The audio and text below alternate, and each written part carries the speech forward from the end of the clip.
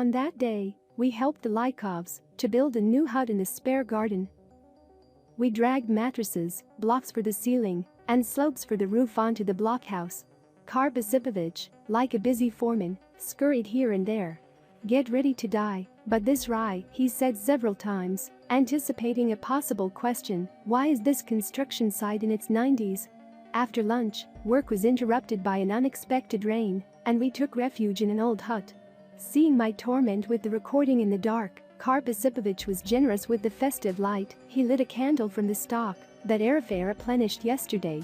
Agafya, with this radiance, did not fail to show her ability to read. Asking respectfully, "Tyatya, can I?" She took from the corner from the shelf the smoky, in wooden cinnamon with clasps, liturgical books. Agafya showed us the icons as well. But the long-term soot on them was so thick that absolutely nothing could be seen. Black boards. They talked that evening about God, about faith, about why and how the Lykovs ended up here. At the beginning of the conversation, Karp-Isipovich gave his Moscow interlocutor an unobtrusive, careful examination. What do I know about the creation of the world? When it was? What do I know about a worldwide flood? The calm academic character in the conversation ended as soon as it touched on real events. Tsar Alexei Mikhailovich, his son Peter, Patriarch Nikon with his devilish pinch.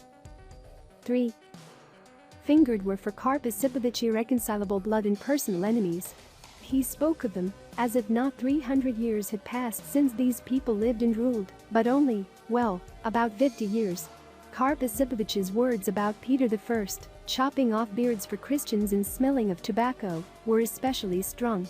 This Tsar, the Antichrist in human form, he put on a par with some merchant who had not supplied the Old Believer brethren somewhere at the beginning of the century 20.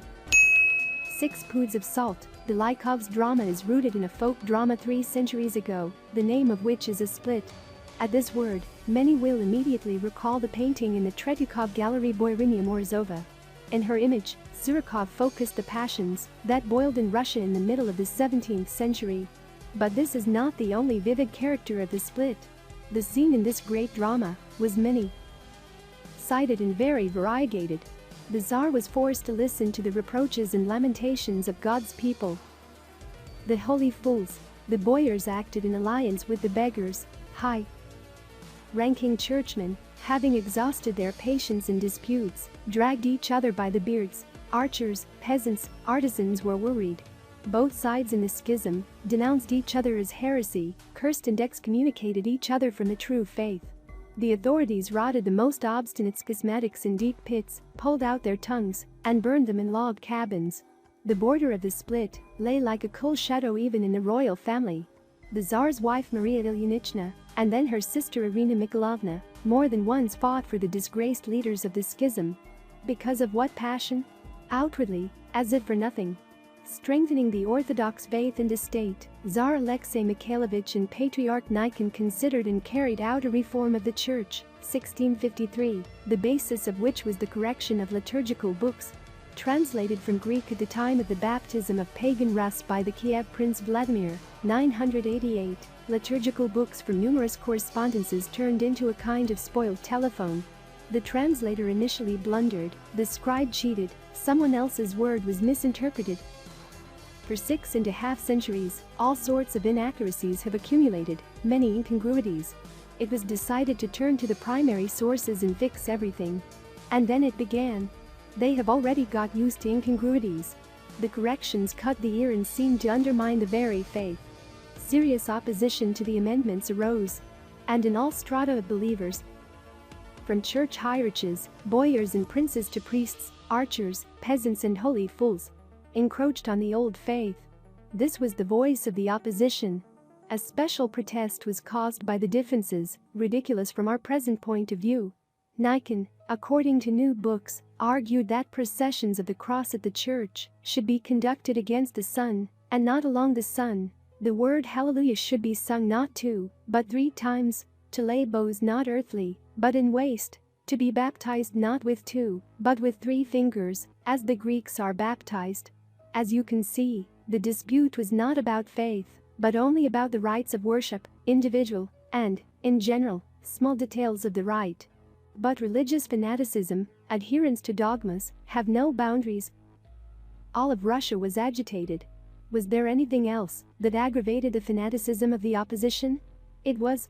Nikon's reform coincided with the final enslavement of the peasants, and innovations in the minds of the people were combined with the deprivation of their last liberties and holy antiquity. Boyar. Feudal Russia at the same time was afraid of the coming novins from Europe, with which Tsar Alexei, who saw how Russia got tangled with his feet in a long-length kaftan, did not put any special obstacles. The clergymen also strongly disliked Niconianism. In the reform, they felt the firm hand of the king, who wanted to make the church an obedient servant of his will. In short, many were against being baptized with 3 fingers.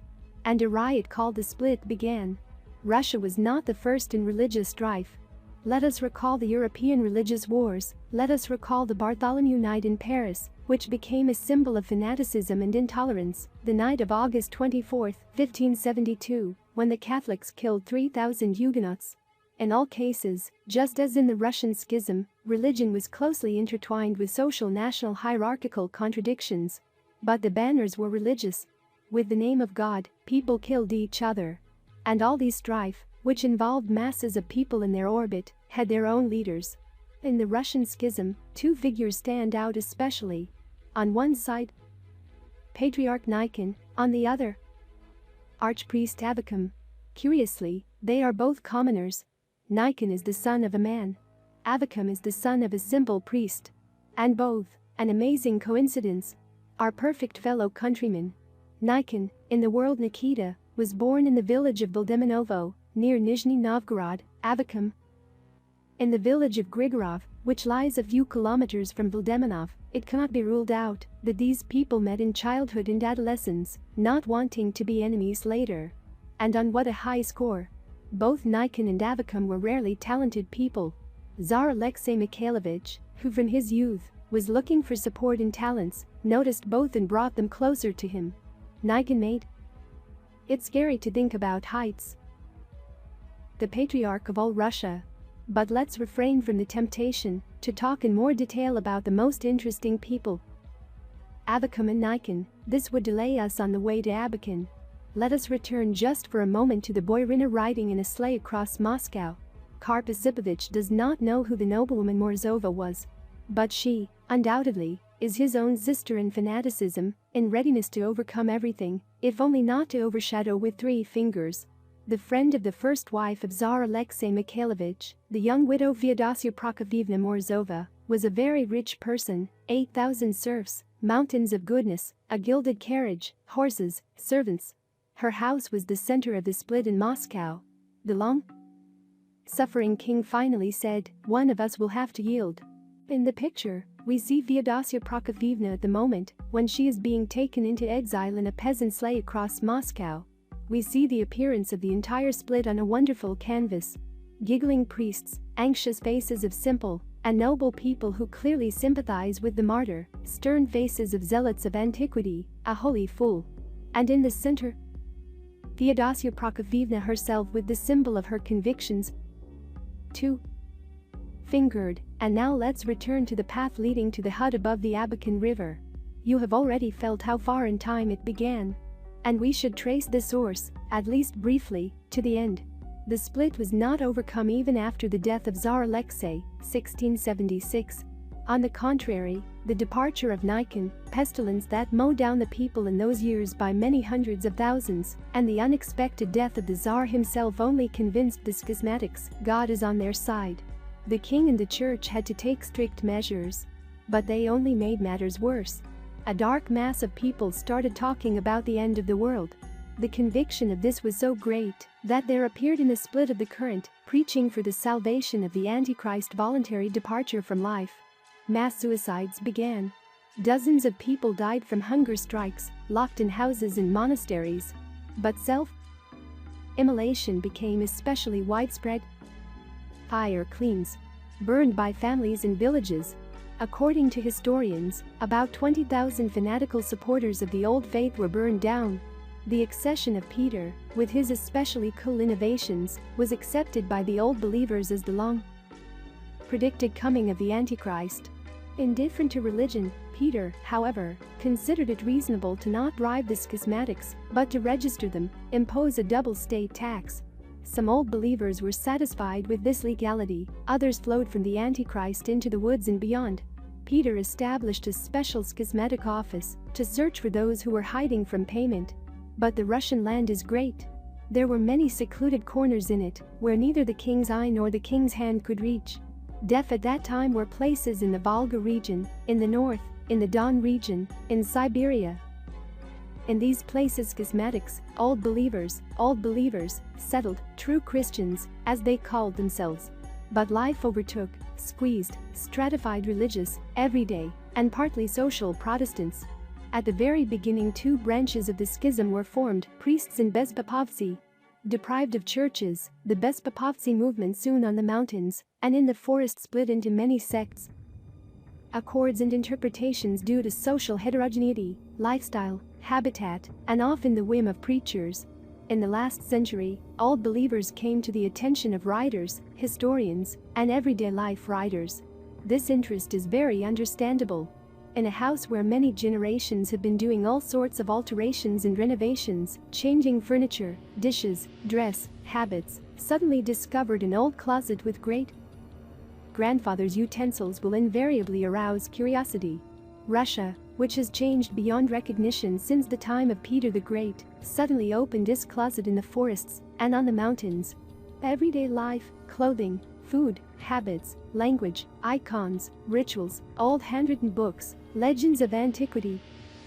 Everything is perfectly preserved in this living museum of the past. Moreover, many rumors in the Old Believers were opponents of the serfdom and the Tsarist power itself. This side of the matter prompted the exiled Herzen to probe the possibility of an alliance with the Old Believers.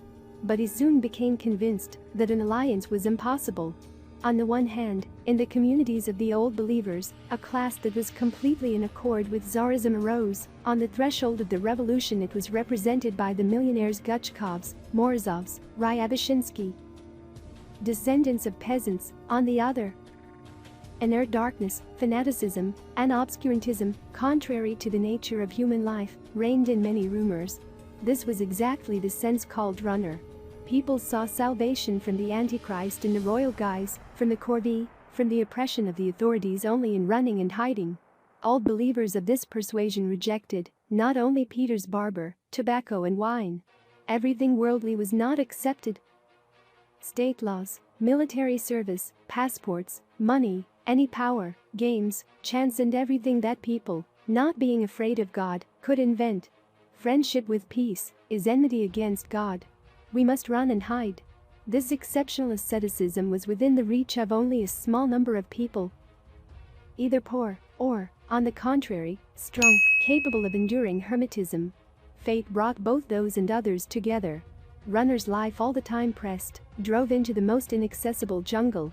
And now we can see the historical path of 300 years to the forest hut above Abakan. I ask you to share these videos in your social networks, using the buttons under the video and subscribe to the channel. I ask you to go and watch other videos about Agafya Lykova, which you now see on the screen in the end screensavers.